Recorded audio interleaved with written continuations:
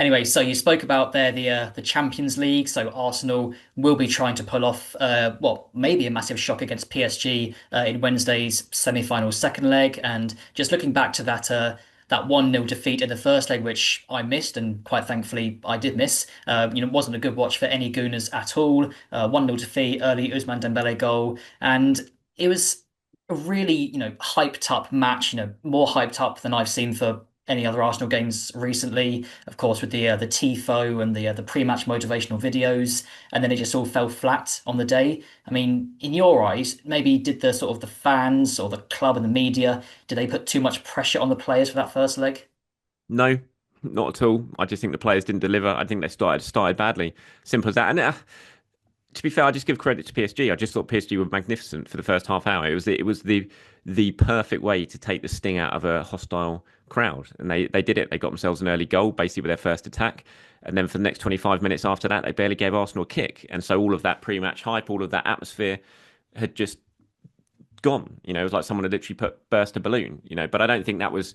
So I don't look at Arsenal's performance in that opening half an hour and think it was really down to the atmosphere. It's what you want. It's a Champions League semi-final. I was just watching the Paris Saint-Germain press conference, and Hakimi was sitting there, calling on their fans to be as loud as possible, make it as hostile as possible. It's what you want from a Champions League semi-final. You want your crowd to be on it and be that 12th man.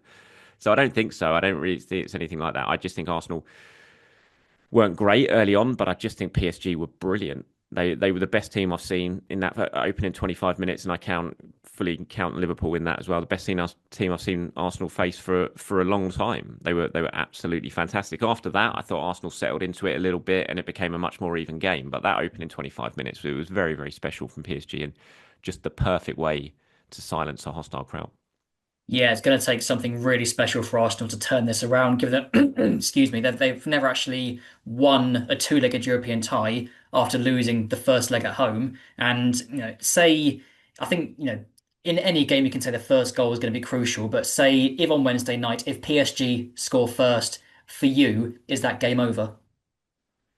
I mean, you can never say never, but yeah, I would say so. I look at this Arsenal team, I look at the squad at the moment, and I just think the only way they're going to win this game is by scoring first and getting themselves a foothold in it. If they go behind, would I back them to score twice to come back? And then that all that does then is force the game to extra time. And I don't think this squad is capable of going 120 minutes at the moment. I just think there's too many holes in it. You look at the substitutes bench last week against PSG. You look at the subs that they brought on and how much stronger that made them in the last 20 minutes.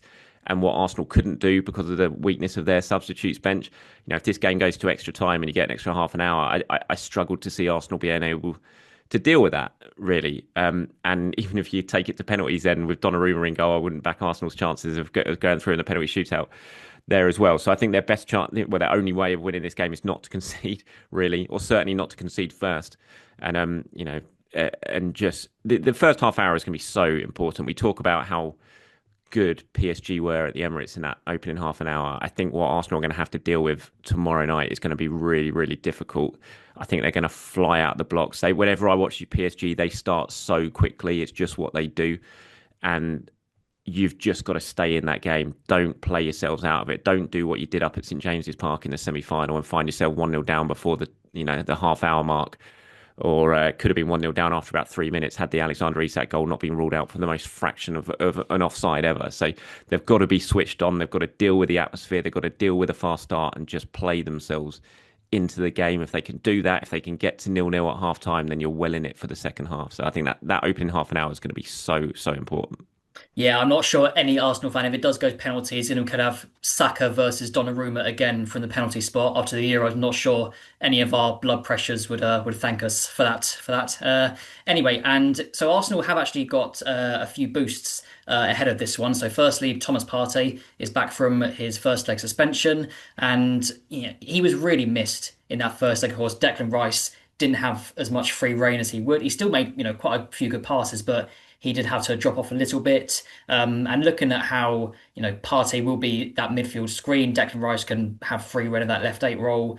Does it just frustrate you so much as to how Partey picked up that needless booking at the Bernabeu? If Arsenal go out, is that the moment that Arsenal lost the Champions League when Partey got that yellow card? I mean, that's it. It'd be a bold statement to go as far as that, but it certainly didn't help, no doubt about it. I mean, the second I saw him pick up the yellow card, I was just like, yeah, I mean, you saw Declan Rice's reaction when he got the yellow card. He knew how important it was, and I felt exactly the same sitting 80 yards away in the press box up in the stands. You just knew it was such an avoidable yellow card as well.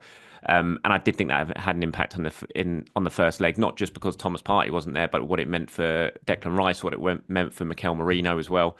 And you saw the sort of two times that Arsenal really opened PSG up. It was from runs from midfield, first with Miles Lewis-Skelly doing it to set up the chance for Martinelli in the first half, and then when Declan Rice did it himself and set up the chance for Leandro Trossard after that. PSG's midfield struggled to deal with those runners, and if Declan Rice was playing in that left 8 role and was able to do that a few more times like he did at the weekend against Bournemouth as well, that could have been a real weapon for Arsenal. But because he was playing as a 6, he just couldn't quite do that. And also not having Merino playing up front, he didn't have that sort of physical focal point to be able to hit and beat the press and just relieve a little bit of pressure. So I think it is going to be really, really useful to have Partey back tomorrow, not just for him, but for the rest of the team as well, and how Mikel Arteta is going to set it up.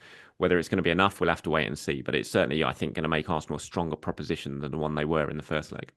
Definitely so, yes. And Partey's return will be one of 4 boosts that Arsenal could receive. So you've been to open training this morning. They delayed you for an hour, which, as we were saying, was incredibly rude of them. But anyway, that's the life of a sports journalist. But you did see Martin Odegaard train after that knock at the weekend. Jurriën Timber train as well, which I think we all expected. We didn't think it was that bad. And also Ricardo Calafiori was out there for the first time since his knee injury in March. And that injury seemed to be one that he took a bit longer, certainly than I thought he would take to recover from. But obviously, we'll hear from Mikel later this evening, but he might have a chance of playing. And if he is in with a chance, I mean, he can play in that left back role, he could play that left sided centre back role. Would you risk him over Kivior or Lewis Skelly, or do you think play it safe and go with the back line that's been starting together for the past few weeks? Yeah, no, there's no way I'd play him in that game tomorrow. I don't. He has just hasn't played enough. No way. You certainly wouldn't play him over Miles Lewis-Skelly, Kivior potentially, but Kivior's look. He's been playing. He's got rhythm. He's been playing for the last few weeks. He's got his sort of bit of an understanding with William Saliba now. If you just suddenly throw Calafiori in there for his first game since whenever it was he got that knee injury, then I'd be stunned. No. Like you said, we'll hear from Mikel afterwards. It was great to see him back today. I wasn't expecting it when I went down there. I was kind of hoping I might see Kai Havertz, but it obviously come a little bit too early for Kai. But the big one was Jurriën Timber. That's when we were sort of waiting for the players to come out and start making their way over to the training pitches. Everyone was waiting to see if Timber was going to be there, and thankfully he was for Arsenal, because he's just going to be huge for them tomorrow to try and deal with the threat that PSG posed down their left flank. So that was a real boost for Arsenal. I kind of thought he would be there. I would have been more surprised had he not been there than the fact that he was. And I think the fact he is there now, I think the 11 just picks itself. I think we could all sit here right now and name what Arsenal's starting 11 is going to be tomorrow, and I think we'd all be right. Absolutely. I mean, Arteta was saying after the Bournemouth game that, he was quite negative about Timber's chances. But, I think Mikel's always like that after a defeat. If he's asked for team news, he's always like, there's a risk or there's not a chance. But, like you said, Timber's back. The 11 picks itself. That's all great. But on PSG's side as well, they've been boosted because Dembele picked up a slight hamstring issue, or not, a proper strain, but just a slight knock. But he's recovered from that. Luis Enrique said he's available. Of course, lovely goal in the first leg, his 33rd of the season in all comps, 12 assists as well. A real unexpected success story, Ousmane Dembele, in that centre forward position. And there will be talk of the Ballon d'Or. I mean, I think sort of Mohamed Salah, Rafinha, Dembele are leading the way in that conversation. Just from your point of view, if PSG do go on and win the Champions League, would Dembele be your number one pick to win the Ballon d'Or? I think the way the Ballon d'Or tends to work and the voting process tends to work, I think I would be surprised does he not if he didn't win it, if they go on and win the Champions League.